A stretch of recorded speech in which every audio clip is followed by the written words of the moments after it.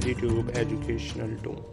अच्छा जी स्टूडेंट, आज हमने जी अपनी एक्सरसाइज 2.3 शुरू करनी है। ठीक है जी, 2.3 एक्सरसाइज आज हमने शुरू करनी है। इसमें जी पहला क्वेश्चन है उनका, verify the commutative property of union and intersection for the following pair of set. वो कहता है कि आपने इधर क्यूम्यूटेटिव प्रॉपर्टी लगानी है। क्यूम्यूटेटिव प्रॉपर्टी क्या है कि अगर ए यूनियन बी है ना, तो वो किसके बराबर होगा, बी यूनियन ए के।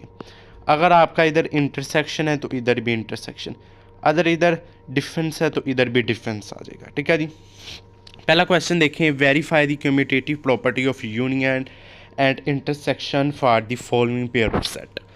पहला है जी A union B is equal B union A. अब यूनियन में हमारे पास क्या होता है, सेट के सेट ए और बी के जो दोनों के अरकान होते हैं ना, उनको जी हम एक सेट बना देते हैं। ठीक है जी, एक में बना देते हैं, एक सेट में लिख देते हैं सबको इकट्ठा करके। ठीक है जी, पहला सेट है 1 2 3 4 5 और बी सेट है 4 6 8 10। ठीक है जी, ए और बी का यूनियन लेना है। अब ए और बी के अरकान को आपने इकट्ठा कर देना है, ये उनका जी यूनियन आ जाता है आपके पास। ठीक है जी, इनके अरकान को इकट्ठा किया, 1 2 3 4 5 6 8 और 10, इन दोनों के अरकान को इकट्ठा कर दिया। फिर जी बी यूनियन ए लेना है, तो इन दोनों के भी अरकान को इकट्ठा कर लें और ये जी आपस में बराबर हो गया। तो हमारे जी क्या नाम है, हमारा क्वेश्चन प्रूव हो गया कि A union B is equal B union A. अब इंटरसेक्शन में हम क्या करते हैं कि दोनों सेट में जो हमारे पास कॉमन मुश्तरक है ना, वो जी हम लिखते हैं। ठीक है जी, ए और यूनियन ए तक आते हैं बी, यानी इंटरसेक्शन बी। अब ये वाला ए सेट है, ये वाला बी, इस दोनों में हमारे पास क्या मुश्तरक है, 4 इसमें भी है, इसमें भी, ये आपस में कॉमन है, तो 4 जी हम इसका आंसर लिख लेते हैं। इस तरह बी यूनियन ए लिखेंगे, उसमें भी 4 4 आपस में कॉमन है, तो 4 आ गया। ये जी हमने प्रूव कर दिया।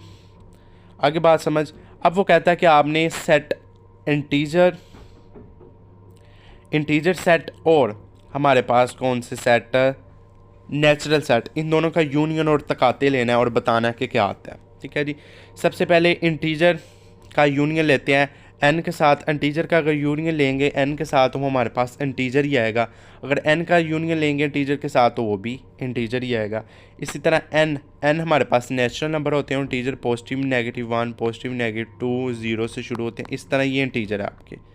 ठीक है, और इसी तरह जी अगर हम इनका इंटरसेक्शन लेंगे तो ये हमारे पास n आ जाएगा, यानी दोनों में जो मुश्तरक है। ठीक है जी, ये हमारे पास n आ जाएगा। तीसरा सवाल भी सेम इसी तरह है कि ठीक है जी, एक साइड पर रियल नंबर है और दूसरी साइड पर आपके जी दूसरी साइड पर भी रियल नंबर है, लेकिन 0 से लेस है। ठीक है जी, तीसरा क्वेश्चन देखें।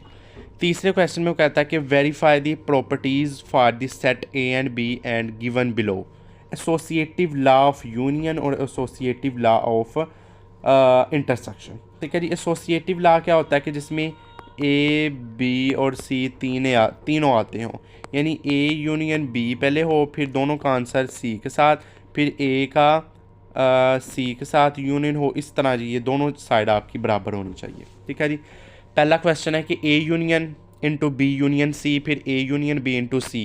ठीक है जी, पहले हम ब्रैकेट वाली को सॉल्व करते हैं, बी और सी का यूनियन लेते हैं, तो आपके पास कितना आया, बी सी का यूनियन लेके 3 4 5 6 7 8 9 10, यानी दोनों को इकट्ठा कर लिया। अब ए के साथ यूनियन लिखा तो 1 से लेकर 10 तक आपका आंसर आ गया, सबको इकट्ठा कर दिया। इस तरह पहले ए यूनियन बी लेंगे, ए और बी का यूनियन लेंगे तो ए 2 3 4 5 6 7 8, और अगर हम सी के साथ इसका दोबारा यूनियन लें तो ये ही हमारे पास इक्वेशन आ जाती है। ठीक है जी, ये हमारे पास प्रूव हो गया। अब आगे देखें कि इंटरसेक्शन हमारे पास क्या है, पहले बी और सी का इंटरसेक्शन लेते हैं, इसमें हमारे पास 5 6 7 कॉमन है। फिर A intersection B intersection C, जो आंसर आया उसका ए के साथ लेते हैं, इनमें तो कोई चीज़ कॉमन नहीं, यानी ये खाली सेट है।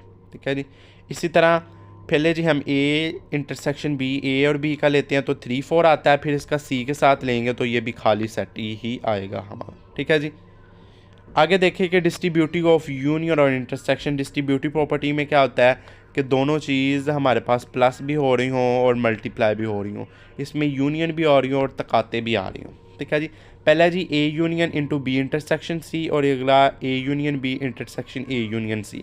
पहले आपने लेफ्ट हैंड साइड की ब्रैकेट को सॉल्व करके जो आंसर यूनियन का आता है वो ए के साथ इंटरसेक्शन लेना है, ये लेफ़्ट हैंड साइड हमारी हल होगी, ये उसका आंसर ये आया। अब राइट हैंड साइड हमने किस तरह करनी है, पहले ए और बी का यूनियन लेके फिर ए सी का यूनियन लेके दोनों के आंसर का तकाते लेना है, इंटरसेक्शन लेना है, तो आपके दोनों आंसर बराबर आएंगे। ठीक है जी, और नीचे वाला भी सेम इसी तरह ही है। ठीक है जी, सेम इसी तरह नीचे वाला भी। ठीक है जी, क्वेश्चन नंबर अगला देखें, क्वेश्चन नंबर 4 देखें। अब आप सारे नीचे वाले इसी तरह के हैं। ठीक है जी, क्वेश्चन नंबर 3 देखें। Verify De Morgan law for the following sets. अब डी मॉर्गन लॉज हमारे पास क्या होते हैं। डी मॉर्गन लॉ, पहले जी यू दिया हुआ है 1 2 3 सो ऑन 20 तक, ए 2 4 6 सो ऑन 20, और बी दिया 1 3 5 सो ऑन 90 तक। अब हमारे पास डी मॉर्गन के दो लॉ होते हैं। अगर ए यूनियन बी है ना, तकाते बी हैं, उनका होल का कंप्लीमेंट है, तो ए कंप्लीमेंट यूनियन बी कंप्लीमेंट। ठीक है जी, अगर इधर यूनियन है तो इंटरसेक्शन, अगर इंटरसेक्शन है तो यूनियन। ठीक है जी, ये जी पहला जी हमने ए और बी का इंटरसेक्शन लेना है। ए और बी का इंटरसेक्शन आपके पास क्या आता है कि दोनों में कॉमन निकालना है, तो दोनों में तो हमारे पास कॉमन कोई चीज़ है नहीं है, तो ये हमारे पास इसका खाली सेट आ जाएगा। अब माइनस किस तरह निकालते हैं, यू में से किसी चीज़ को माइनस करना, तो यू में से खाली सेट को माइनस करेंगे तो हमारे पास यू ही आएगा ना, तो पहले का हमारा आंसर आ गया यू। अब ए कंप्लीमेंट किस तरह निकालेंगे, पहले यू में से ए को माइनस करेंगे, यू में से ए को माइनस किया तो आपके 1 से लेकर 19 तक आ गए। फिर बी कंप्लीमेंट क्या करेंगे, यू में से बी को माइनस करेंगे तो हमारे पास आंसर आएगा।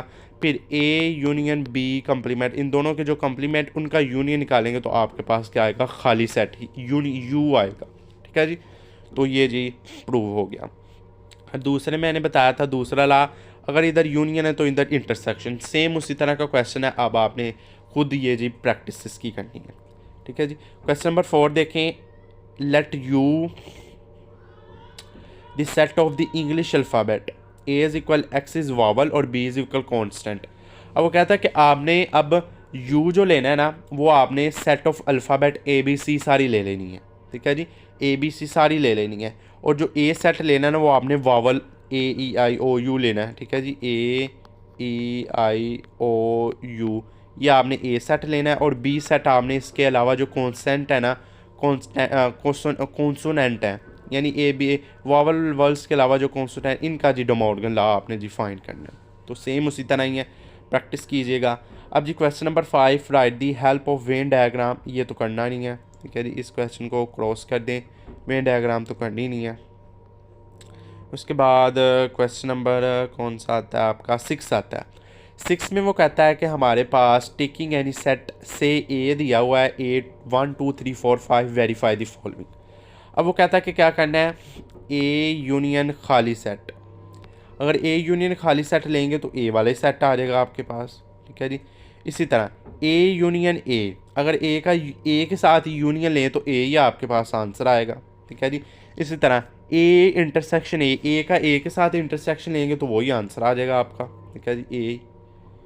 ठीक है जी, अब नीचे वाला देखें 7 वाला, इफ़ यू दिया हुआ है, ए दिया हुआ है, find the following, A union A complement is equal you. अब इनको यू के बराबर करना है। ठीक है जी, पहले ए का कंप्लीमेंट निकालें, ए का कंप्लीमेंट निकाला, यू में से ए को माइनस किया, ए का कंप्लीमेंट निकाला, उसका ए के साथ यूनियन लिया तो सी और यू वाला हमारे पास फिर हमारे पास सेट आ जाता है।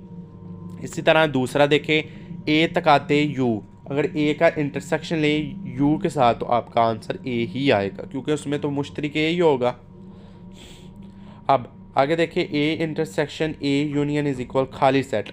अब पहले ए का इंटरसेक्शन लेना यू माइनस ए, तो वो आएगा, उसका ए के साथ इंटरसेक्शन लिएगा ना, वो हमारे पास खाली सेट आएगा। ठीक है जी, अब देखिए, from stable properties of union and intersection डिक्यूट द फॉलोइंग रिजल्ट। आपने ये फाइंड करने हैं, अब फिर उसी तरह के ही हैं। ठीक है जी, अब आपने फिर उसी तरह के फाइंड करने हैं। पहले इसका एक क्वेश्चन मैं आपको करवा देता हूँ। लेफ्ट हैंड साइड इसकी देखें कि A intersection B, A union B. ठीक है जी, ए यूनियन बी। अब यूजिंग डिस्ट्रीब्यूटिव लॉ आपने जी फाइंड करना है। किस तरह कि पहले ए को ए के साथ दिया, ए इंटरसेक्शन ए, दोनों के दरमियान यूनियन आया, फिर ए इंटरसेक्शन बी। ठीक है जी, ए इंटरसेक्शन बी। अब ये दोनों करेंगे ना तो इसका आंसर हमारे पास राइट हैंड साइड आएगी।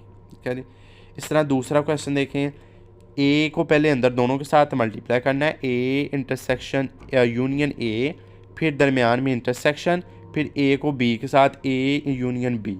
ठीक है जी, ये डिस्ट्रीब्यूटिव लॉ हमारे पास आ जाता है। 9 वाला वेन डायग्राम है, ये तो करनी नहीं है। ठीक है जी, तो ये थी आज की हमारी एक्सरसाइज 2.3। तो इस वीडियो में इतना, इंशाल्लाह अगली वीडियो में मुलाकात होगी। अल्लाह हाफिज़।